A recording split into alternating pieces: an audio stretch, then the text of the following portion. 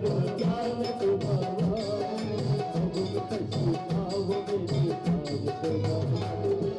करुणा करो कष्ट हरो ज्ञान तुम्हारा, अब में सती नाम मेरी तार तुम्हारा, करुणा करो कष्ट हरो ज्ञान तुम्हारा, अब में सती नाम मेरी तार तुम्हारा। दर्द की दवा तुम्हारे पास है, दर्द की दवा तुम्हारे पास है, जिंदगी दया की है भीख मांगती, मैं बता दूं तेरी मूर्ति, उतारो मैं भोले बाबा की आरती, मन में बसा कर तेरी मूर्ति, उतारो भोले बाबा की आरती। मांगू क्या मैं तुमसे यही सोचूं भोले, जिंदगी जब तेरे नाम कर दी अर्पण, मांगू क्या मैं यही सोचूं भगवान, जिंदगी जब नाम तेरे कर दी अर्पण, मांगू क्या मैं तुमसे यही सोचूं भगवान, जिंदगी जब तेरे नाम कर दी अर्पण, मांगू क्या मैं यही सोचूं भगवान, जिंदगी जब तेरे नाम कर दी अर्पण। सब कुछ तेरा कुछ नहीं मेरा, सब कुछ तेरा कुछ नहीं मेरा, चिंता है तुझे प्रभु संसार की, मैं बसा तेरी मूर्ति, उतारो मैं भोले बाबा की आरती, मैं बसा तेरी मूर्ति, उतारो मैं भोले बाबा की आरती। वेद तेरी महिमा गाए सत्य करे ध्यान, नारद गुणगान करे छेड़े बिना तान, वेद तेरी महिमा सत्य करे ध्यान, नारद गुणगान करे छेड़े बिना तान। भक्त तेरे द्वार करते हैं पुकार, भक्त तेरे द्वार करते हैं पुकार, भक्त तेरे द्वार करते हैं पुकार, भक्त तेरे द्वार करते हैं पुकार। दास व्यास तेरी गाने हैं आरती, में बसा तेरी मूर्ति, उतारो मैं भोले बाबा की आरती, तेरी मूर्ति, उतारो मैं भोले बाबा की आरती। कर्पूर गौरम करुणावतारम, संसार सारम मुरलीधरहारम, सदा विशुद्धो हृदयात् चिन्ते, अबला भवानी सहितमां, मंदार माला दयाल बारे, अपार माला शेखरा, धीगम भजाय धीगम भजाय, नमः शिवाय नमः शिवाय। तमेव माता तपिता तमेव, तमेव बन्धो सतता, तमेव विद्या तमेव, तमेव सर्वो गुरुर्ब्रह्मा गुरुर्विष्णु गुरुर्देवो महेश्वरा, गुरुर्साक्षात् परब्रह्म तस्मै श्री गुरुवे नमः, तस्मै श्री गुरुवे नमः। नमः शिवाय ओम नमः शिवाय ओम नमः शिवाय ओम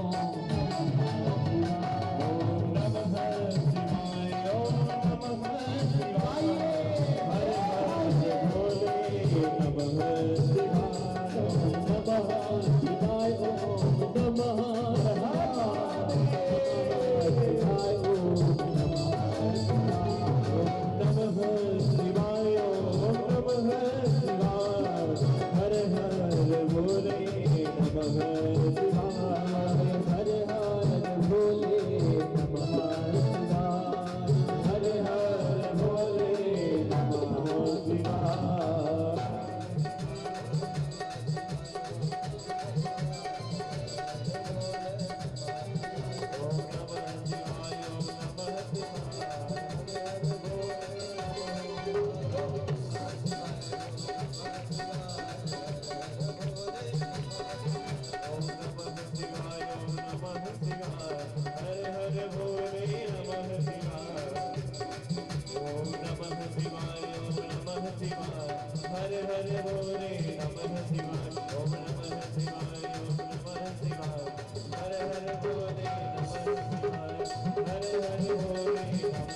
हर हर बोले नमः शिवाय।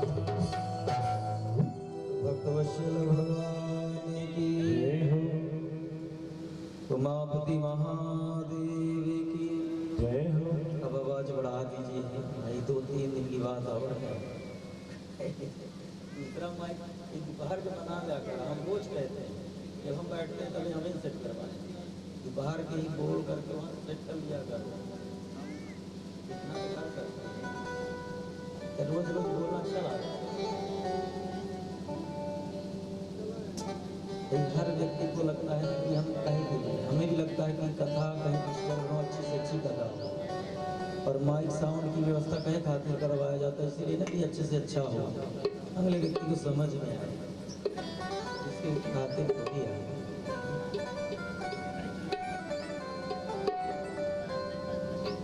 दूसरा माइक लगा करके चेक कर लो, हो सकता है कभी कभार लीडर डिस्टर्ब हो जाए, लगा के चेक कर लो, डिस्टर्ब होता है, चिल्लाना पड़ता है। भजन गाँव में कहो, कीर्तन गाँव में कहो तो फिर यहाँ सुना है कहाँ बोलते हैं कहाँ नहीं। ठीक है, जैसी आप लोगों की मर्जी हो वैसी ही हो। कल आप लोगों को कथा बताया गया, सुंदर भगवान की दिव्य लीलाओं की कथा, किस प्रकार से सती अनसुईया जो सतयुग की 5 पतिव्रता नारी हैं, जो सतयुग में जन्म लिया था, उनके पतिव्रत धर्म का कलयुग में भी किस प्रकार से चर्चाएं होती हैं, नाम के द्वारा, यश कीर्ति के द्वारा उनका फैला हुआ है। आज सुंदर भगवान के और सुंदर पार्वती मैया के जन्म की दिव्य कथा का रसपान हम आप सब करेंगे।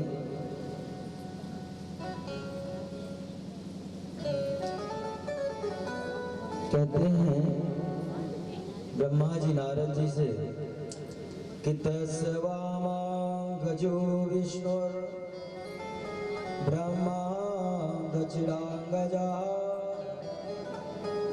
रुद्रो हृदयतो जातो भवश्यामनिषत्तमा।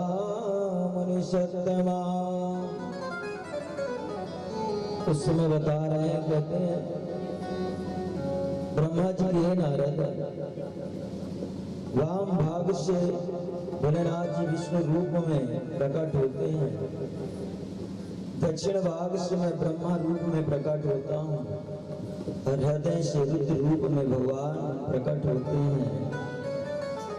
इस प्रकार से सृष्टि के कारभार के लिए बताते हैं। इसके बाद भोलेनाथ ही मुझे माध्यम बना करके, सृष्टि का रचयिता बना करके, मारीच, यत्री, पुलह, पुलस्त्य, अंगिरा, क्रतु, वशिष्ठ, नारद, दक्ष एवं भृगु, इस प्रकार से 10 मानस पुत्रों के रूप में प्रकट होते हैं। हे सुंदर मन से साध्या संध्या नाम की सुंदर कन्या प्रकट होती है। वो संध्या नाम की कन्या जो कहते हैं कि संध्या नाम से विख्यात होती है, प्रातः संध्या और सायं संध्या, यही संध्या काल से बोलते हैं। प्रातः संध्या जो ब्रह्म मुहूर्त है, उस प्रातः संध्या के रूप में विराजमान होती है, और सायं संध्या जो शाम का वक्त होता है, शाम संध्या के रूप में विराजमान होती हैं। ऐसे रूप में प्रकट होते हैं और कहते हैं कि आगे चल करके मेरे ही उन्मत्त मन से कामदेव की उत्पत्ति होती है कि यस्या प्रमते तत्त्वं जातोऽस्माकं यथा विधि तस्मात् मन्त्राणां त्वं लोके ज्ञातो भविष्यति। कहते हैं कामदेव की जब उत्पत्ति हुई तो जितनी ये 10 मानस पुत्र हैं ये सब देख करके सोचने लगे इतने सुंदर थे कामदेव और अपने मन को मतने लगे, जिसके वजह से इनका एक नाम पड़ गया मनमत। कामदेव का एक नाम है मनमत। इसके बाद उस सुंदरता को देख करके फिर दूसरा नाम पड़ा काम और मदोमत को मतने वाले सबके हृदय शरीर में विराजमान रहने वाले तो दूसरा नाम पड़ा, तीसरा नाम पड़ता मदन। और इसके बाद अहंकार को दर्पण से उत्पन्न करने वाले ये कामदेव हैं, इनका चौथा नाम पड़ता है कंदर। इस प्रकार से कामदेव के 4 नाम पड़ते हैं। इसके बाद बताते हैं कि कामदेव के 5 बाणों को लेकर के साथ प्रकट हुए थे। कौसुमाने ततस्त्राणि पंचराया मनोभवा वचन रूपे तत्रैव चिन्तयामास निश्चयम्। कहते हैं हर्ष, रोचन, मोहन, शोषण और मारण। पहले 4 को चलाते हैं, जब नहीं तो 5वां मारण का प्रयोग करते हैं। भोलेनाथ जी पर मारण का जब प्रयोग किया था ना, इन्हीं कामदेव को जला करके भस्म कर दिए थे भोलेनाथ। आगे चल की कथा बताई जाए। इस प्रकार से प्रकट करते हैं। इसके बाद कहते हैं कि कामदेव प्रकट होने के बाद ब्रह्मा जी से बोलते हैं कि मैं अपनी 5 बाणों का प्रयोग करता हूं। जैसे 5 बाणों का प्रयोग किया अभी बताया जाता है कि मां शरीरं तो धर्मां भू यद्रा आता द्विजोत्तमा अग्निस्वान्ता पितृगणा जाता पितृगणस्तथा। कहते हैं सुंदर ब्रह्मा जी कामदेव के वशीभूत हो जाते हैं, जिनके द्वारा सुंदर पसीना बहता और पसीना की ब्रह्मा जी के पसीना के 2 बूंद गिरते हैं, उसी 2 बूंद से अग्नि स्वांत और बहिष्ठ नामक पितर गण पैदा होता है। ये पितर गण जब कोई गुजर जाता है, 3 लोग वहां देख रेख करते हैं, दंड देते हैं पितरों। जो पापी पितर होते हैं उनको दंड देते, जो पुण्य आत्माएं पितर होते हैं उनको सुंदर स्वागत सम्मान करते हैं। इस प्रकार से कितने हैं बताया जाता है कि 64,000 अग्निस्वांत पितर जो जैसा कर्म करता सजा देने के लिए, और 86,000 वैशंत पितर। तो पुण्य क्षेत्र के पितरों की सेवा में अग्निस्वांत पितर सेवा में लगे रहते हैं अपने 64,000 गणों के साथ। और इधर 86,000 जो वैश्य पितर हुए ये भी अपने गणों के साथ जो बाकी लोग होते हैं उनको सजा देने के लिए लगे रहते हैं। इस प्रकार से और अंत समय में सुंदर बताया जाता है कि इधर दक्ष ने भी उन पितरों को देख करके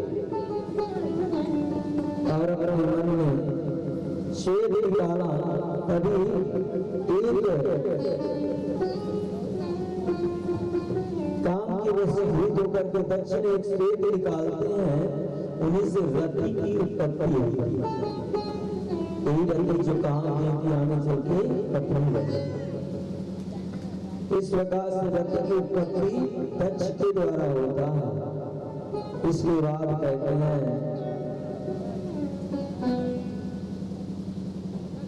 बताते हैं ब्रह्मा जी के नारद दक्ष ने सुंदर अपनी पुत्री रति का विवाह समारोह के साथ करते हैं धूमधाम से।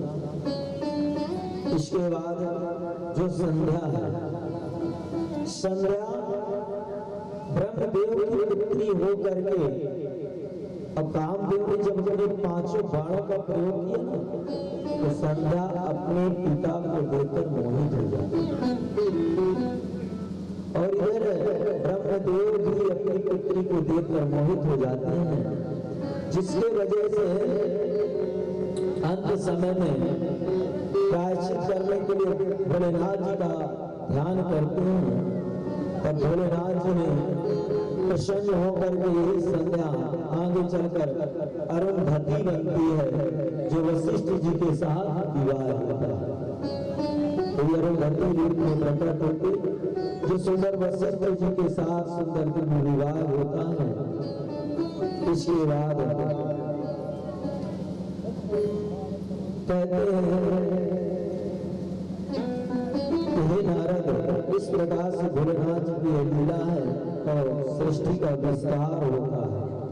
इस सृष्टि के विस्तार से अंत समय में बताते हैं ब्रह्मा जी की, मैं और विष्णु कई हजार वर्ष तक भोलेनाथ जी की आराधना किया और जगदम्बा मैया की आराधना किया कि आप सृष्टि का कार्य के लिए आप साथ में जगदम्बा मैया की अटूट कृपा बरसती है, जिससे दक्ष कई हजार वर्ष तक उस जगदम्बा मैया की आराधना करते हैं। और इसी क्षण जगदम्बा मैया प्रकट होती है कि प्राण अधीरो मनसाए प्रजापति श्राविष्यामि ते दम्भये सत्यं जानीमो रसा यदा भवान् मयि पूर्ण भवन्मादास्तथा ध्येयं यच्चे निजं सत्या स्वात्मस्तत्तद्वितरम्। दक्ष ने ही प्रार्थना किया कि हे जगदम्बा, हर सृष्टि का विस्तार करना चाहिए, जिससे आपका आशीर्वाद मिले और आपको हे मैया इस सृष्टि में साथ है। आप स्वयं पुत्री बन करके आए, मैं साथ से ही प्रार्थना। अगर आप मुझ पर प्रसन्न हैं तो मेरी पुत्री बन करके आइए, बस आपसे ही मेरी प्रार्थना है। इस प्रकार से प्रार्थना विनती किया और सुंदर जगदम्बा मैया ने आशीर्वाद दे करके वहां से अंतर्ध्यान हो जाती है। इसके बाद हिरणी के गर्भ से दक्ष ने हर्ष नामक 10,000 पुत्रों को पैदा किया। बताया जाता है अथ तस्यां स्वपत्न्यां च वीरेण्यां च प्रजापतिः हर्यस्य संज्ञान युक्तं दक्षा पुत्रान् जीजनत। से 10,000 पुत्र पैदा किए, फिर भी मन में शांति नहीं है। और सभी 10,000 नारायण नामक तीर्थ में चले जाते हैं और भोलेनाथ जी की आराधना करते हैं। इधर दक्ष ने अपने पिताजी से पूछा, ब्रह्मा जी से, मुझे शांति नहीं मिलती, अभी भी शांति नहीं मिली, मैं कितना अधिक से अधिक सृष्टि को रहा, आप कृपा करें कोई मार्ग दो। तो उस समय कहते हैं ब्रह्मा जी किया चा पंचा जनस्या अंग सुतारण्या प्रजापति शंखी नाम पत्नित्ते शाह प्रतिगृह्यता। उस समय कहते हैं कि पंचजन प्रजापति को जो पुत्री है जिसकी नाम है संघनी, संघनी से विवाह करो और सुंदर सृष्टि का विस्तार करो। उसी क्षण ब्रह्मा जी के कहने पर दक्ष ने संघनी से दूसरा विवाह किया। प्रथम पत्नी का नाम है वीरणी, दूसरी पत्नी का नाम है संगिनी। इस प्रकार से सृष्टि का विस्तार करते बताते हैं कि ये 5 सरोवर हैं। कि नारायण सरोवर में तपस्या करने के लिए 10,000 पुत्र जाते हैं ना, तो 5 सरोवर कहाँ कहाँ हैं? गुजरात में बिंदु सरोवर, जो गुजरात में पाया जाता है, जहाँ करदम ऋषि ने तपस्या किया था। इसके बाद गुजरात में आगे चल करके नारायण सरोवर, जहाँ कश्यप भगवान ने अवतरित हुए थे और रचयिताओं ने तपस्या किया था। इसके बाद तीसरा सरोवर उत्तर भारत के हिमालय में कैलाश पर्वत पर तलहटी पर है, जिसे कहते हैं मान सरोवर। इसके बाद चौथा पंपा सरोवर, जो दक्षिण भारत में शबरी आश्रम, जहाँ पतंग मुनि का आश्रम बना हुआ था। 5वां सरोवर ब्रज 84 की परिक्रमा में आता है, उसे प्रेम सरोवर कहते हैं। ऐसे 5 सरोवर हैं। सरोवर में जाकर के तपस्या किया 10,000। नारद जी पहुंच गए, बोले आप लोग किस लिए तपस्या करते? बोले विवाह करेंगे और सृष्टि का विस्तार करेंगे, अपने पिता का साथ, इसलिए तपस्या करते। नारद जी ने कहा अच्छा ठीक है, ये बताओ कि पृथ्वी का अंत क्या है? जीवात्मा मरने के बाद कहाँ जाता है? उस समय अगर आप लोग उत्तर दे दोगे तो आप लोग अवश्य सृष्टि का विस्तार करें। अगर उत्तर नहीं दे पाओगे तो सृष्टि का विस्तार। अंत समय में वो हाथ जोड़ करके प्रार्थना किया कि हम उत्तर नहीं दे पा रहे। तब नारद जी ने कहा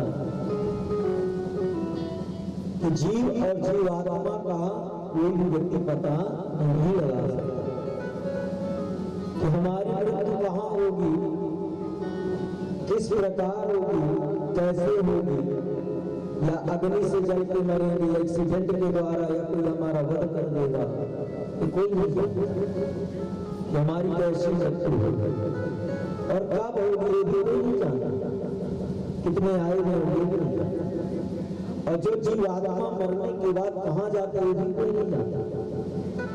और जिस जीवात्मा का जन्म होता है ये भी कोई नहीं जानता कि किस कुल खानदान है। हमारे घर में जन्म लिया, हमारे जात में परिवर्तन हुआ, और ये कोई नहीं जानता कि पूर्व जन्म में कहाँ रहा होगा, किसकी संतान रही होगी, किस योनि में रहा होगा, कोई नहीं जानता। और जीवात्मा कहाँ जाता है? जो धर्म कर्म करते हैं ना, वैकुंठ परम धाम हो जाते हैं। वहाँ जाने का रास्ता है, लौटने का रास्ता नहीं। ऐसे ब्रह्म है परमात्मा, जिनको कोई भी व्यक्ति जान नहीं सकता। अंत समय में 10,000 साधु। इसके बाद संगिनी से जो दूसरी पत्नी थी, अध्यक्षा प्रजायन्या माया परिसाम्बिता सबल स्वाभिमान पुत्रा सहस्रम चापि जीवन।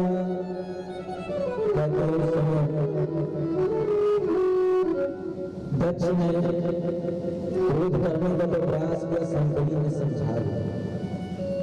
नारद का तो बड़ा क्रोध आया, 10,000 पुत्रों को साधु बना दिया, तो दूसरी पत्नी अपने पति को समझा लिया, और संगिनी से 1,000 सबला नाम के पुत्र पैदा हुए।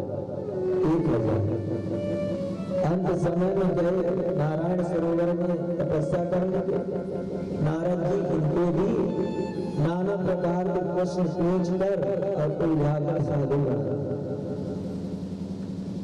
अब दक्ष जी को बड़ा क्रोध आता है कि अब सुनने वाले हमारे साथ वो चलती है, क्योंकि हर व्यक्ति के जीवन में 3 ऋण होते हैं, हर व्यक्ति के जीवन में। इन तीनों ऋणों को जब तक पूर्ण नहीं किया इस भूधरा पे, तब तक उसको मुक्ति मिलने वाली नहीं। प्रथम ऋण क्या है? कहते हैं प्रथम ऋण है ऋषि ऋण। ऋषि ऋण कहते हैं कि यज्ञ पूजा पाठ करवाना चाहिए, साधु महात्माओं की सेवा करना चाहिए, तो हम ऋषि ऋण से मुक्त हो जाते हैं। प्रथम ऋण। दूसरा ऋण है देव ऋण।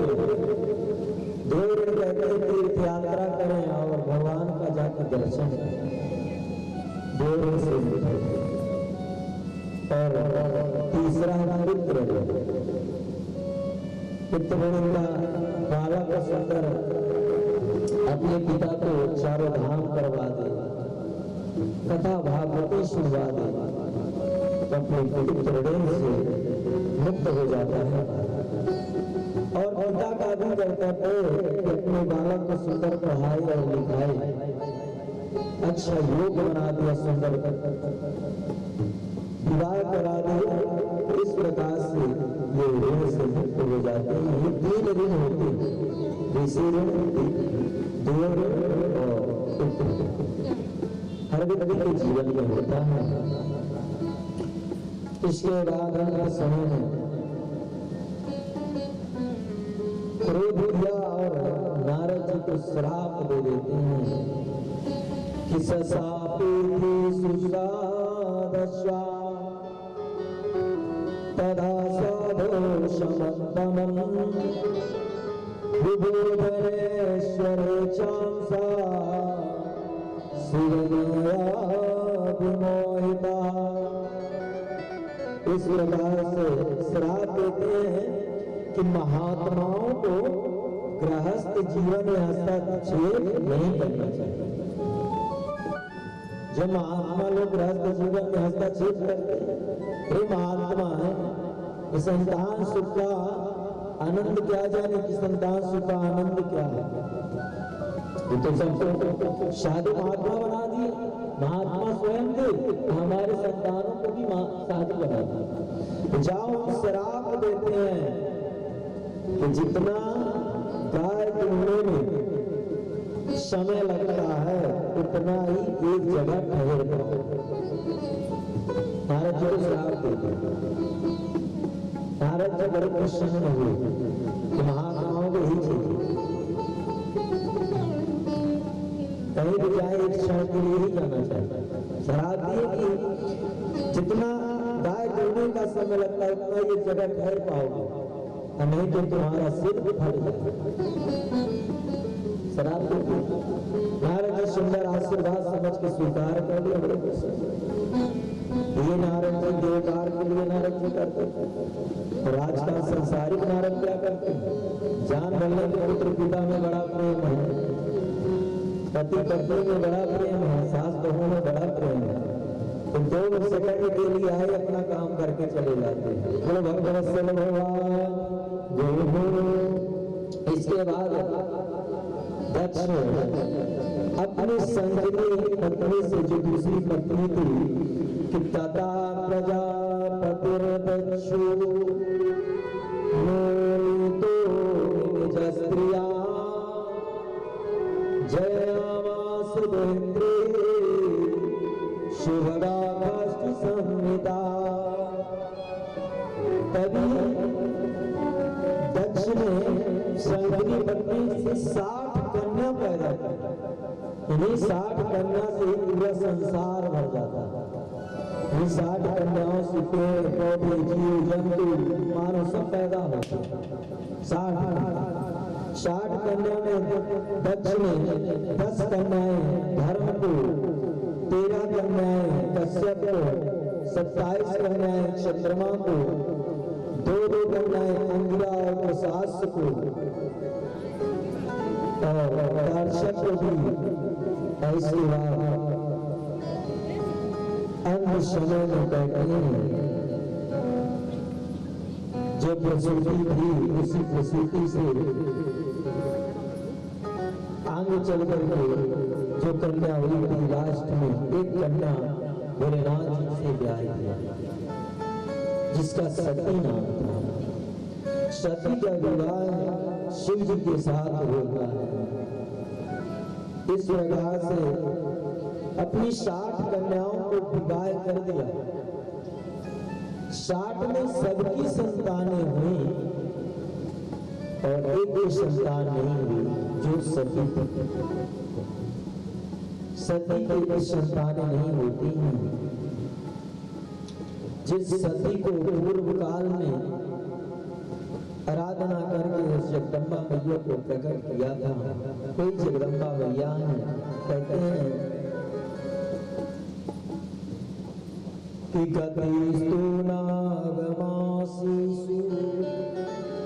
कारयित्वा च लौकिके गतिं शिवा च पूर्णेशा दशमे मासी नारदा। कहते हैं कि 10वें महीने में 9 माह पूर्ण होने के बाद 10वें माह में सुंदरी सती का जन्म होता है, जो भगवती की घोर आराधना किए थे दक्ष ने। इसके बाद सती ने नंदा व्रत किया। तो नंदा व्रत शुरू करती हैं भोलेनाथ जी को प्रत्येक रूप में पाने के लिए। तो नंदा व्रत करती हैं, कहते हैं कि अश्विनी मासी नंदाया तिथिवाचरण भक्तिदा गुडो गणेश लवणे धर्मत्वा विनायका। नंदा व्रत कथा सुनने की बहुत बड़ी महिमा है। कहते हैं नंदा व्रत किसी के संतान नहीं होती, संतान हो और मर जाती है, विवाह हो और या तो पत्नी बीमार हो या पति बीमार हो, और विवाह होने के बाद नाना प्रकार के संकटों से घिरे हो। तो नंदा व्रत की कथा का रोज जो भी व्यक्ति पाठ करता है, इन सब बाधाओं से मुक्त हो जाता है। बड़ी दिव्य महिमा ध्यान पूर्वक सुनिए। नंदा व्रत के बारे में बताते हैं, हर माह हर महीना इसका व्रत किया जाता है। बताते हैं इस नंदा व्रत में कहा जाता है कि जो कुमार में नंदा व्रत प्रारंभ करती हैं, ये सती प्रतिपदा से षष्ठी और एकादशी के में गुड़ और भात खा करके सुंदर भगवान की पूजा कर इस व्रत को पारायण करते हैं। इसके बाद कार्तिक अंत के समय में जब विवाह होता है, अग्नि को साक्षी के लिए फेरा फिरते हैं। फेरा फिरते समय ब्रह्मा जी सती को देख करके मोहित हो जाते हैं। मोहित होने का पाप कर बैठते हैं।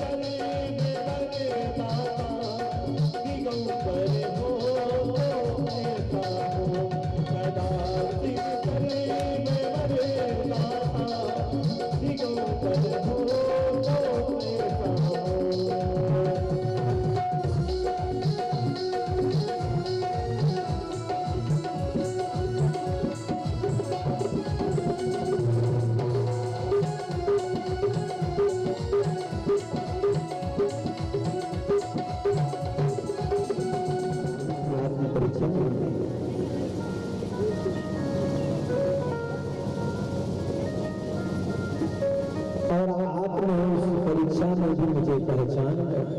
इस प्रकार से अंत समय में जब सती जाती है ना भोलेनाथ जी के पास, भोलेनाथ जी पूछते हैं क्या देवी आपने परीक्षा लिया? अंत समय में जब पूछते हैं तो सती कहते हैं मैंने कोई परीक्षा कैसे कहते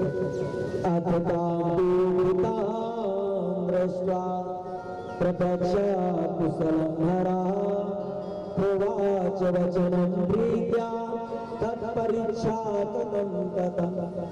प्रभु मैं गई हूँ जाकर के हाल समाचार पूछी हूँ, बस और दर्शन की हूँ, प्रणाम की चली आई, कोई परीक्षा नहीं हुई। भोलेनाथ जी से झूठ बोल दिए। उसी क्षण भोलेनाथ जी ने अपने दिव्य दृष्टि से सती को देखते कि इन्होंने तो हमारी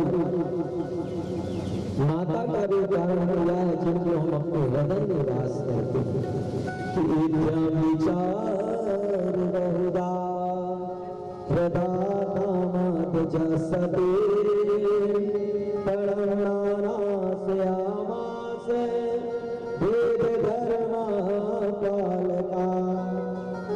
अरे जो हमारे प्रभु जिनका नाम उच्चारण करता हूं मैं, उन्हीं के पत्नी का रूप धारण किया, हमारी माता का रूप धारण किया। अब तो ये हमारे माता तुम हो गई, अब हमारी पत्नी तुम नहीं। जो राम आंग का अधिकार था छीन लिया और अपने मन से अपनी पत्नी का परित्याग कर, सती का त्याग किया। सती के त्याग करके और कैलाश जाने लगते। जैसे ही कैलाश चढ़ते हैं उसमें भोलेनाथ बताते हैं कि मार्ग में महेश्वर नाना प्रकार की कथा बताए और अंत समय आकाशवाणी होती है कि धर्मस्तम परमेशाना तस्मात् तथा प्रणः नास्ति लोकेस्मिन् महायोगी महाप्रभु। महायोगी आकाशवाणी होती है परमेश्वर आप धन्य है त्रिलों लोगों के स्वामी, आपको धन्य है।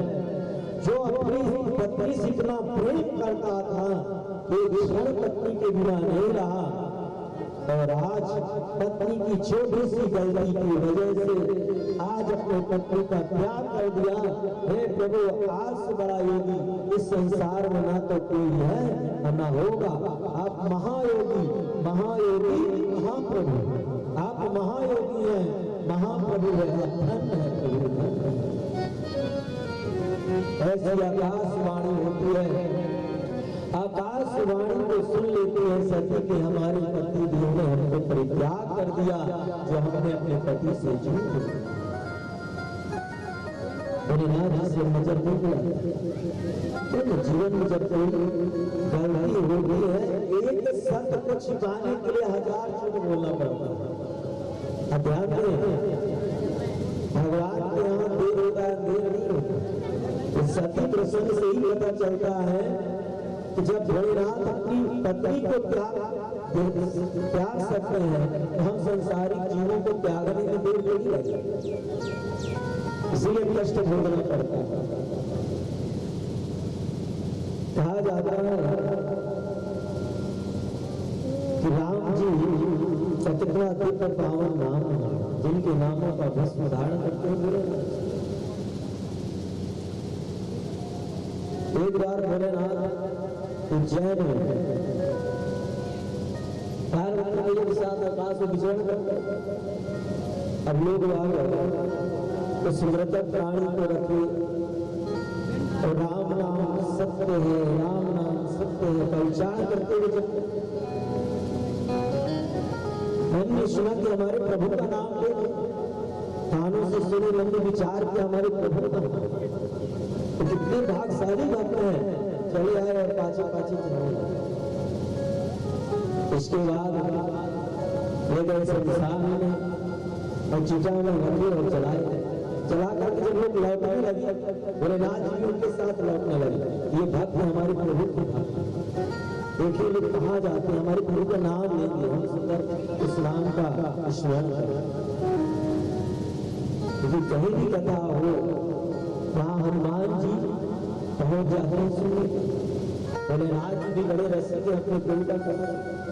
अब चल दिया उनके साथ पाछे पाछे, और चलते ही समय जब तक शव था तो मरा हुआ प्राणी हमारे सामने था, तब तक बैराग था, तब तक बैराग। अब जब वो जल गया तो बैराग भी जल गया। संसारिक माया उसी क्षण वो लोग कहते हैं कि अरे अभी तो हमें खेत ले जाना था, किसी ने कहा अभी हमें ड्यूटी करने जाना था, ना संसार की बातें करते। भोलेनाथ जी ने कहा ये असली भक्त तो जो जल गए आए करके इंतजार करें। जब आप ठंडी हो गई अपने शरीर में ले दिया कि हर रोम में मेरे प्रभु का नाम समाया, और पूरे शरीर में लेप करके। और इसी तरह हम आपके जीवन की घटनाएं लास्ट घड़ी में सुनिएगा। कहते हैं ना कि आग लगी आकाश में, कट कट गिरत अंगार, संत न होते जगत में तो जल जाता संसार। हमें चिंता नहीं अपनी, तुम्हें चिंता हमारी है, हमारे प्राण की रक्षक त्रिशूलधारी है। और हम आप सबके लिए जो होता है संसार में कि ना आग लगी आकाश में, न कट कट गिरत अंगार, एक दूसरे के झार में मरा जाता संसार। एक दूसरे के झार में सब मरे जाते हैं, ये झार नहीं पूरा समाप्त होता। कथा पंडाल में भी जाएंगे, वहां भी बुराई करेंगे। बैठे कहाँ हैं? भगवान के सामने। तो हम माया में इतने लिप्त रहते हैं कि वहां भी बुराई से दूर थोड़ी, माया से मुक्त नहीं हो पाए, वहां भी बुराई करेंगे। कहीं भगवान को लेकर, कहीं व्यास को लेकर, कहीं जपी को लेकर, कहीं सुरता को लेकर। कहते हैं कि जो सतयुग की सती थी, सती अनसुईया, सतयुग की, उन सतयुग की सतियों के कलयुगी सतियों के लिए जो आज भी नाम उनका विख्यात है, कल बताया। और कथाओं में दे रहता है ना कि भगवान ने कंस का वध कर दिया, भगवान ने ये कर दिया। तो इन शब्दों को उच्चारण नहीं करना चाहिए।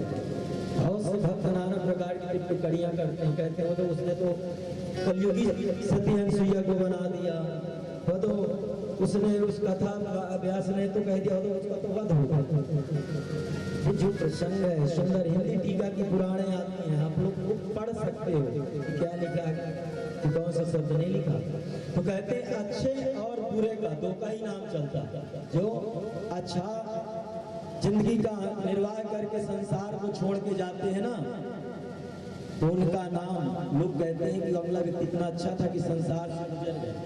और जो बुरा होता है लोग कहते हैं कि ठीक चला गया। कहा गया है कि जब हम पैदा हुए हम रोए और जग हंसा, ऐसी करनी कर चलो कि हम हंसे और जग रोए। जब बच्चा पैदा होता है और रोता है तो सब कोई हंसता है कि बच्चा पैदा हुआ है, क्योंकि जब वो बच्चा रोता है तब उस घर की वृद्धियां होती हैं उसके रोने से। और ऐसा कर्म करो जीवन में कि आपको मुक्ति मिल जाए, आप हंसो कि हमने ऐसा कर्म करके आए हैं। और संसार रोए कि ऐसा सुंदर प्राणी था, इतना धर्मात्मा था कि ऐसा कर्म करना चाहिए। तो कहा गया है कि गिनती की सांसें हैं, जो 21,000 हम सांसें लेते हैं, तो राम का नाम लेकर जो मर जाएंगे, वो हमारा नाम दुनिया में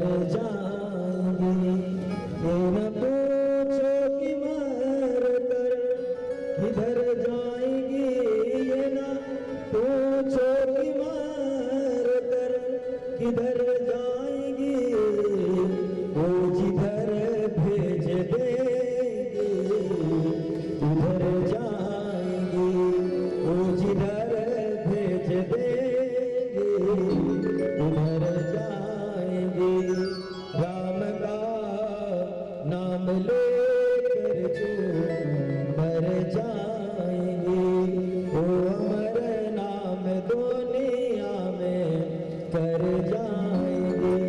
ये सांसों की माला हरि नाम की, ये सांसों की माला हरि नाम की, फिर अनमोल मोती बिखर जाएंगे, ये अनमोल मोती बिखर जाएंगे।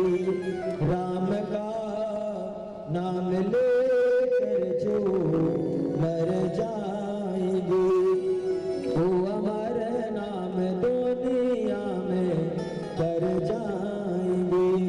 अभी मानो न मानो खुशी आपकी, अभी मानो न मानो खुशी आपकी, हम मुसाफिर कल अपने घर जाएंगे, हम मुसाफिर कल अपने घर जाएंगे।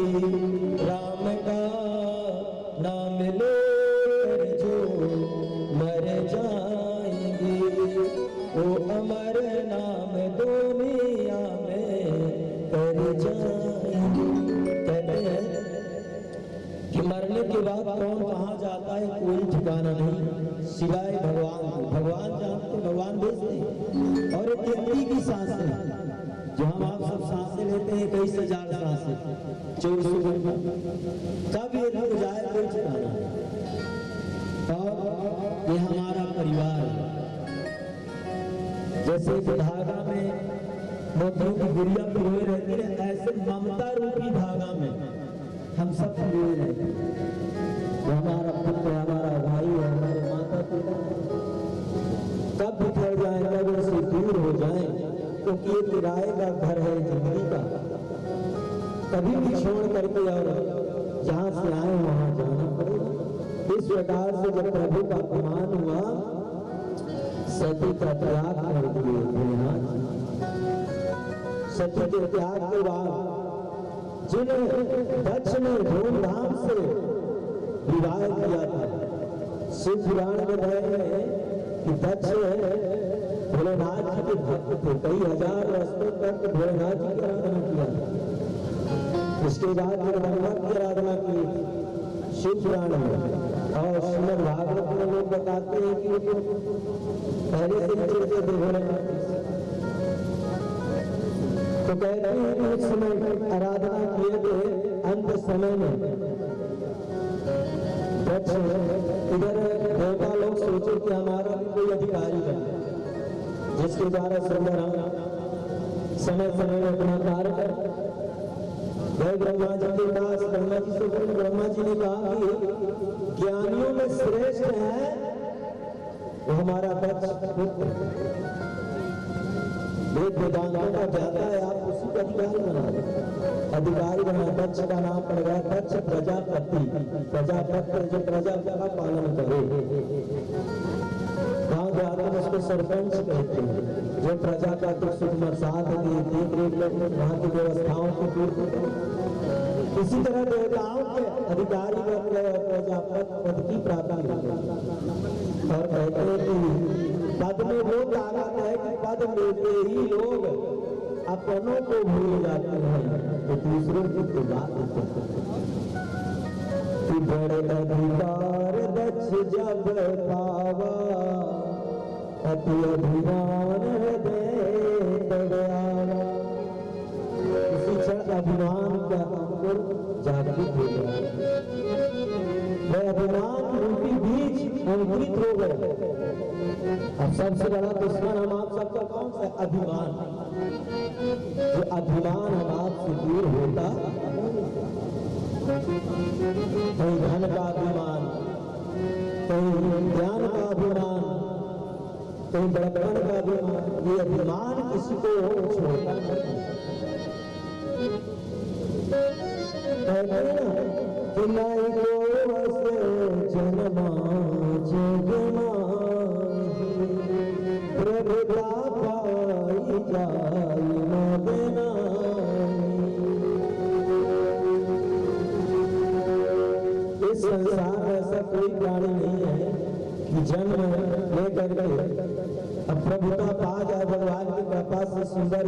धन संपत्ति या कोई पद मिल जाए तो उसको अभिमान है। उस अभिमान से बच जाए तो भगवान बहुत दक्ष के मन में आया कि चलो अब हम तो पद पा गए हैं, हमें लोग सम्मान कितना करते हैं। सभा बुलाए, देव सभा, सबको एकत्रित करे। दक्ष जी रही समस्त देवता आया, दक्ष जी बुलाए हैं, चले देव सभा में। उस देव सभा में जैसे बुलाए सब एकत्रित हुए। वहां पर भोलेनाथ, ब्रह्मा जी और विष्णु भगवान भी बैठे थे, सब विराजमान। समस्त देवता खड़े हुए, क्योंकि अभिमानी पुरुष लास्ट में आया करते हैं कि देते वाला हमें लोग कितने लोग खड़े के सम्मान करते हैं। कुछ समय अभिमान से भरे हुए दक्ष जी लास्ट में पहुंचे कि देते में कौन कौन देवता सम्मान करता है, कौन। तो 3 देवता को छाड़ करके और समस्त देवता खड़े होकर के सम्मान किया, प्रणाम किया। तो 3 देवता कौन है? ब्रह्मा, विष्णु और दक्ष ने कहा चलो ठीक है, ब्रह्मा जी नहीं खड़े हुए हमारे पिताजी, विष्णु नहीं खड़े हुए हमारे इष्ट, हम उसकी पूजा करते हैं। हाथ के लिए खड़े हुए तो हमारे दामाद इनको तो खड़े होना चाहिए, अपने ससुर जी को सम्मान करना चाहिए। अब ससुराल जी का सम्मान करते कहते हैं। उस समय दक्ष ने कटु वचन बोलना शुरू किया कि शमशानवासी निरपत्र बोला कथम प्रणाम न करो तुम्हें धुरा लोकपियो पिशाच से बितो मतो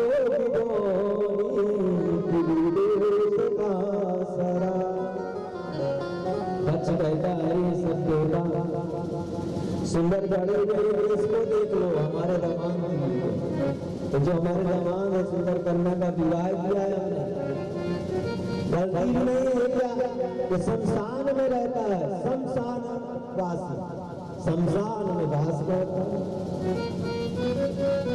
कितना निर्लज्ज है। देखो मुझे प्रणाम नहीं किया, कथम प्रणाम न करो, इतना निर्लज्ज है कि इसने प्रणाम नहीं किया मुझे और बैठा है। और ये इसकी गलती भी नहीं, भूत पिशाचों के बीच में रहता है। अब भूत पिशाचों के बीच में रहकर वैसे ही विधि हो गई। और ऐसा है कि मरे हुए प्राणियों को आग लगो, उसकी राख भी नहीं बचाता, ऐसी इसकी प्रवृत्ति है। अरे केवल पाखंडी दुष्ट पापाचारी है, इसको देखो इस प्रकार से बुरे वचन बोलना शुरू कर दो। इधर नंदी बाबा खड़े होते हैं, भोलेनाथ जी तो जब कटे वचन बोलते हैं, नंदी बाबा खड़े होते हैं, भोलेनाथ जी सारा किया ये बताओ ससुर जी किनके नाप इन गाली किनको मिल रही थे, नाप को मिल रही है, नाप को क्यों दर्द क्यों होता, आपके पेट में दर्द नहीं बैठे रहे। प्रथा है कि दामाद को ससुराल में गाली देती है, जब विवाह के पहले मिला या विवाह के बाद मिला, तो प्रथा तो नहीं करना भाई कोई यहाँ दामाद हो तो बुरा मत मानो। तो कहते हैं प्रथा थोड़ी बंद हो, प्रथा चल रही है। इस समय दक्ष फिर से बोलना शुरू किया कि ये विरोहयं यज्ञवैस्कृतोले वर्णेस्मृतितो विवर्ण रूपा वेदेन भागं लभतां सहेवा श्मशानवासी कुलजन्महीना। अरे ये रुद्र, इसको अभिष्कृत करो, किसी यज्ञ में भाग नहीं देना। शमशान में रहता है वैसे भी अशुद्ध है, अरे इसको हमें भाग नहीं देना। कोई भी यज्ञ अनुष्ठान में इसको भाग नहीं दिया जाएगा, नहीं दिया जाएगा। शमशान में रहता है, शमशान में रहने के कारण यज्ञ का भागी नहीं है। यज्ञ से इसको दूर करो और आप ऐसे उत्तम कुल में जन्म लेने वाले प्राणियों को चाहिए कि ऐसे संसान वाले प्राणी को अपने घर में नहीं आने देना चाहिए, उसे दूर रहना चाहिए, कोई भी अगर नहीं भागे। इस प्रकार से दक्ष ने जब बोले ना उसी क्षण नंदी बाबा कहते हैं भोलेनाथ आप जो हमें मारिए या काटिए, अब हम नहीं रुकेंगे, आपका बहुत अपमान से। हम नंदी बाबा खड़े होते हैं, कहते हैं कि मेरे सठ महामूढ़ा दक्ष दुष्टामत त्वया भगवायो स्वामी महेशो विकृता कथम। अरे सठ मूढ़, अरे दुष्ट बुद्धि दक्ष, तुमने मेरे स्वामी को अपमान किया है। कहता यज्ञ में भाग नहीं देंगे। अरे जिसमें हमारे स्वामी जिस यज्ञ में नहीं आएंगे ना, वो यज्ञ तो यज्ञ नहीं होगा, पूर्ण ही नहीं होगा, वो नष्ट हो जाएगा, तो पूर्ण नहीं माना जाएगा। इस प्रकार से डांटे और बटवारे, इसके बाद उनके समय फिर से दक्ष बोलते कि यो सर्वे भूतगणा देवाया भवन्तु भेद मार्ग परित्यक्ता तथा त्यक्ता सुधी। अरे मित्र नंदी, तू मुझे डांट रहा है, मुझे समझा रहा है, इतने बड़े ज्ञानी को, वेदवादी ब्राह्मण को समझा रहा है। अरे जाओ, मैं श्राप देता हूं, सब मार्ग से भ्रष्ट हो जाओगे और जितने भोलेनाथ जी के भक्त होंगे सब पाखंडी हो जाएंगे, और तो और शिष्टाचार से रहित हो जाएंगे, जटा जूतों को रखने वाले होंगे, भस्म लगाने वाले होंगे, आभूषणों के बीच में हड्डियों को पहनने वाले होंगे, और सब पाखंड हो जाएंगे। ये हमारा श्राप। नंदी बाबा बहुत देर तक सुने। नंदी बाबा ने कहा कि बड़ी देर से बोल। नंदी बाबा भी कहते हैं कि रे दक्ष सट तेरे रोते ब्रतेवा शिव किन करा सप्तस्ते ब्रह्म चापल्या शिव तत्म जानता। जो शिलाद के पुत्र हैं नंदी, जिनके पिता का नाम है शिलाद, शिलाद के पुत्र नंदी ने बड़े क्रोध में आकर के कहा, रे दुष्ट ब्राह्मण, अरे हंकारी, तुमने हमारे प्रभु को अपमान किया, हम लोगों को भी श्राप दिया।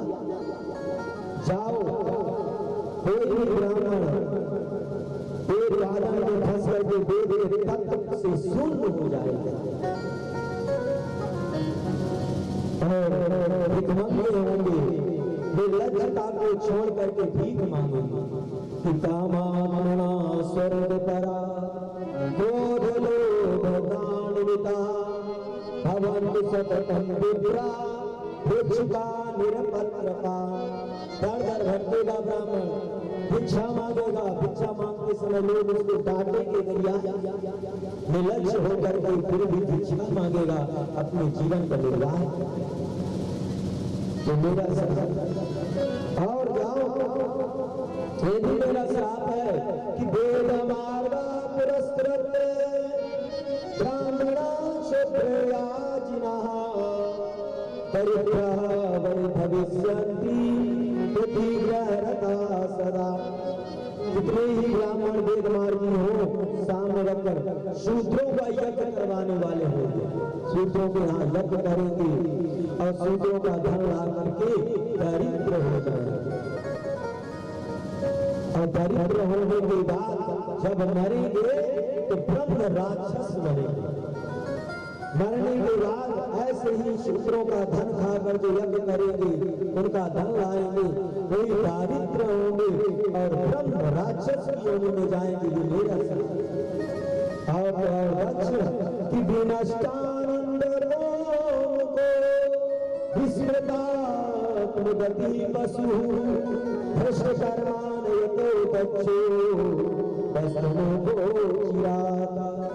अरे दक्ष, सुंदर ब्राह्मण वंश में जन्म लिया और पेट काठी ब्राह्मण बने, फिर भी तुमने अपने मुख से हमारे प्रभु का अपमान किया, एक पशुओं की भांति व्यवहार किए हो। जाओ श्राप देते हैं, एक बकरे का मुख आपको लगे, बकरे का सिर आपको लगेगा। जैसे बकरा बीमाता रहता है ऐसे ही आप बीमार। इस प्रकार से शराब दी भोलेनाथ जी वहां से हट करके चले। जिस सभा में जिसके कारण अशांति फैले तो वहां से उसके चले जाना चाहिए। भोलेनाथ जी और वहां से चले जाते हैं। इसके बाद पछाए क्रोध में आकर के दुश्मनी समाप्त, दुश्मनी बड़ी प्रबल होती है। क्रोध बस प्राणी अच्छाई और बुराई सब हो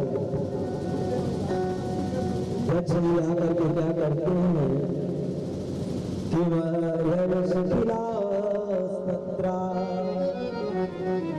जरा समागत कारणार्था शिव माया विमोहिता। भोलेनाथ की माया, शिव जी की माया। चाहते ही हरिद्वार के कनखल क्षेत्र में वाजपेयी यज्ञ किया। प्रथम वाजपेयी यज्ञ करके समस्त देवताओं को बुलाया और अपने दामाद और पुत्र सब अपने अपने विमानों में चढ़ करके जाकर के पहुंचे। उस यज्ञ में भाग लिया, यज्ञ संपन्न हुआ। भोलेनाथ जी को भाग नहीं किया गया। चल फिर ऐसी स्थिति आती है कि दुश्मनी अभी समाप्त नहीं हुई। क्रोध में आकर फिर दोबारा यज्ञ करते हैं। वे बृहस्पति स्तवन नामक यज्ञ करते हैं। दोबारा यज्ञ किया और बोले कि अब साइड का रास्ता से मत आना, अब घुमा करके आओ। आप लोग सभी कैलाश होकर के आओ, कैलाश होकर के आना। बद्रीनाथ जाकर के कैलाश जाकर के फिर हरिद्वार। अब कैलाश होकर के देख रही है सती। सुबह से विमान चल रहे अपने अपने विमानों में, देवी देवता जा रहे सबके लाए। सती ने जो देवराज इंद्र का विमान था उसको रोके और पूछ रही है कि आप लोग कहाँ जा रहे हैं। उस समय देवराज इंद्र की पत्नी सची ने कहा, हे देवी, आपके पिताजी सुंदर यज्ञ किए हैं, उस यज्ञ में निमंत्रण दिए हैं, हम सब यज्ञ में जा रहे हैं। उस समय यज्ञ का निमंत्रण सुनकर सती जाती हैं, जाकर के भोलेनाथ से कहते हैं कि चलो यज्ञ में चलना। आपके ससुर जी यज्ञ किए, सचुरस के शाम रखा।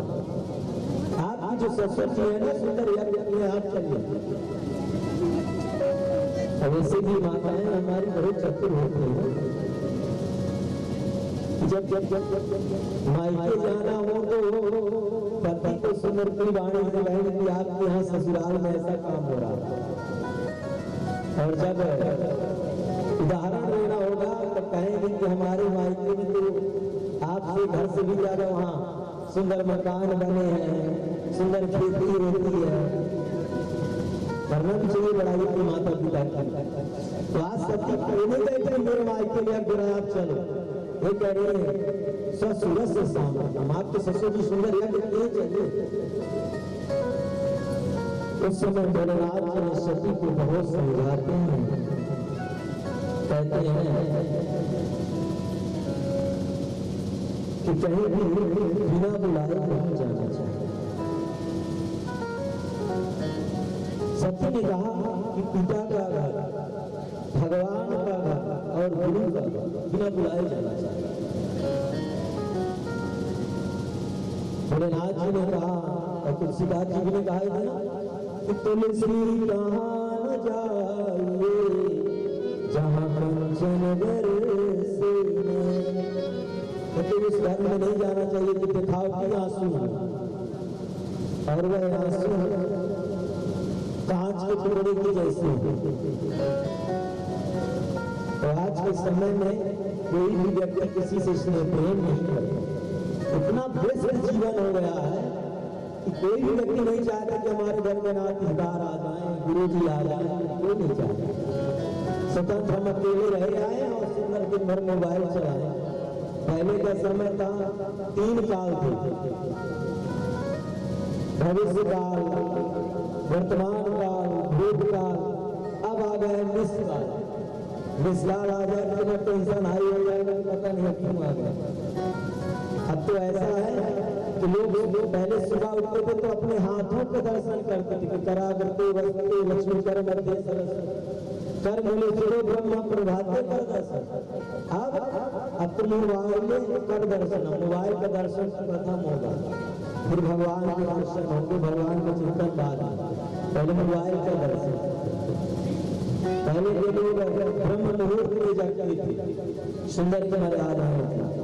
अब तो 12 बजे दोपहर के जागने के कारण है कि रात के 1 बजे 2 बजे तक जागते हैं, मोबाइल चलाते रहते हैं। तो इस प्रकार से ये सब लिखा नहीं है कि कथा में लिखा है मोबाइल, ये सब थोड़ा बोला गया से बना। बहुत लोग कहेंगे कि वो तो कथा से सुना रहे हैं, तो कहते हैं कि वहां नहीं जाना चाहिए। आज भोलेनाथ जी ने पूरा वृतांत बताया कि आपके पिताजी सुंदर देव सभा बुलाए थे और मैंने मन ही मन को प्रणाम किया था, दिखावटी में प्रणाम नहीं किया था, जिसके वजह से अपने आप को अपमानित महसूस किए हैं। और उन्होंने श्राप दिया मुझे यज्ञ में कहीं भाग देने का नहीं, इसलिए जाओ। सती ने कहा कि जहां विवाद हो वहां अवश्य जाना चाहिए, समझाने में जाने, क्योंकि विवाद बढ़ाने से बढ़ता है और घटाने से घट, इसलिए जाना चाहिए। तो मैं जाऊंगी और आप दोनों के बीच में जो विवाद है ना वहां मैं समझाऊंगा। इस प्रकार से और जो देरणी जो माता थी सती की, यहाँ चिंता थी कि सब बेटियां आई, हमारी बेटी नहीं आई। सती नहीं आई हो तो सब बेटियां आ गई, सती नहीं आई। भोलेनाथ जी के बार बार प्रार्थना करने पर भोलेनाथ जी कहते हैं कि दक्षस्तो पिता मम द्रोही विशेषता यस्ते मानिना सर्वे ससोर्षि मुखा परे ये मूढ़ाय जन्म प्राप्ता पितुस्ति ज्ञान वर्जिता अनाहुता चे देवी गच्छन्ति परमंदिर। हे देवी, मैं तो नहीं जाऊंगा, मेरे ही अपमान करने के लिए यज्ञ है, आप जाइए। आप उस यज्ञ में शामिल हो सकते हैं, क्योंकि जिसने जन्म दिया है, जन्मदाता पिता का प्रथम अधिकार है, बुद्धि पर माता पिता का प्रथम अधिकार। आपकी माता है, पिता है, आप जाइए, मैं नहीं जाऊंगा। और उस समय जब सती जाती है ना, तब भोलेनाथ जी ने क्या किया कि गणः खष्टि सहस्राणि रुद्रा जगमो शिवा गया कुतूहलयुतः प्रीता समन्विता। उस समय 60,000 रुद्रगण सती के साथ में जाते हैं। नंदी अपने पीठ में सवार करके और सती को लेकर के जाते हैं दक्ष यज्ञ। उस समय दक्ष यज्ञ में जैसे ही पहुंची, वहां पर सती ने देखा कि सब व्यंग मारती हुए मिली। जो बहनें मिली ना, व्यंग मारना शुरू किया। जो हम आपकी भाषा में कहते हैं ना कि जले में नमक छिड़कना। किसी से विवाद हो जाए और कोई जाए तो लोग आप लोग स्वयं समझदार हैं। तो उस समय जो बहनें थी तो 60 बहनें सब जुड़ी थी, सती को मिलाकर 60 तो हाथ में बुलाई आ गई। ठीक ही हो सकते, पति की बात नहीं मानी, ठीक चल गया। छेड़ मारती है। इधर एक ऐसी कौन माँ, एक माँ का ही इतना ममता है कि अगर 5 अंगुली है ना तो माता पिता को 5 अंगुली मिली रहती है। पुत्र भले सोचता है कि पिताजी उसको ज्यादा मानता है, मुझे कम मानता है। मेरे 5 अंगुली देखने में सब छोटी बड़ी है, सबको दबाव सम्मित। अरे जिन माता पिताओं ने संतानों को पैदा किया, परवरिश किया, क्या उनके प्रति दर्द नहीं होगा? सेवा में कोई कमी नहीं होती, कर्म भोग अपना जिसके जीवन में जो पैदा वही तो मिले। तो पिता तो एक समान ही कर्तव्य करता है। तो समय एक माँ का ही ऐसा था, व्यावृतं च सतीं दृष्ट्वा वसन्ति माता यशस्विनी अपरोदादरं तस्याः हरिणा चयतु। एक माँ ही चिंतित थी कि हमारी बेटी नहीं है, सब तो आगे हमारी छोटी बेटी नहीं है। जब सती को बेटी है बड़ी गदगद होती है और मन में दुख भी लगता है कि हमारा पति को अपने पद पा करके हमारे दामाद और हमारी बेटी को भी अपमान कर दिया, बुलाया नहीं। अब हमारी बेटी तो आ गई है, जब हमारा पति देखेगा अपनी पुत्री को तो पता नहीं कितना अपमान करेगा, कितना तकलीफ देगा। ये सोचिए, यथामातरं देवी पितरं चासति मुने अनुमादिष्मिता त्यज सर्वलोक पराभव ततं सर्वलोक। एक माँ को सबसे ज्यादा प्रिय है तो है बेटी। बेटी बहुत बड़ी होती है, पुत्र से भी ज्यादा प्रेम है। कारण ये है कि जब तक माँ के पास रहती है तो माँ के दुख सुख में साथ देती है। पिता कहीं से आया है, खेती किसानी करके, ड्यूटी करके, बालक को कह दो गिलास पानी दे दो तो 1 गिलास पानी नहीं दे। बेटी बिना कहे लेकर के दौड़ के जाएगी, जल जाएगी, बीमार हो, तकलीफ नहीं है तो बेटी सेवा करे और बेटा नहीं। तो सबसे ज्यादा इस लोक संसार में प्रिय होती है बेटी। कहते हैं क्रोध करती है बेटी को जीवन में सुख लाने के लिए कि भगवान वसुदेवानां हरादीनां तदध्वरे न संभवागम कारोता क्रोधं रोहेशां। सती के ऊपर क्रोध भी करती है, इधर जल्दी क्रोध भी करती है कि आप तो गई हो, तुम्हें मत जाना, तुम्हारे पति का अपमान करेंगे, तुम सहन नहीं करो, इसमें ये तुम्हें जाना नहीं। और जिसकी ज्यादा संतानें होती हैं तब बेटियां ज्यादा होती हैं। किसी किसी के तो ऐसे पति होते हैं कि बहुत पत्नी को मारते, कितनी बेटियां पैदा एक भक्त रहा है, सब 2 बेटे पैदा हुआ, तीसरी अगर पैदा होगी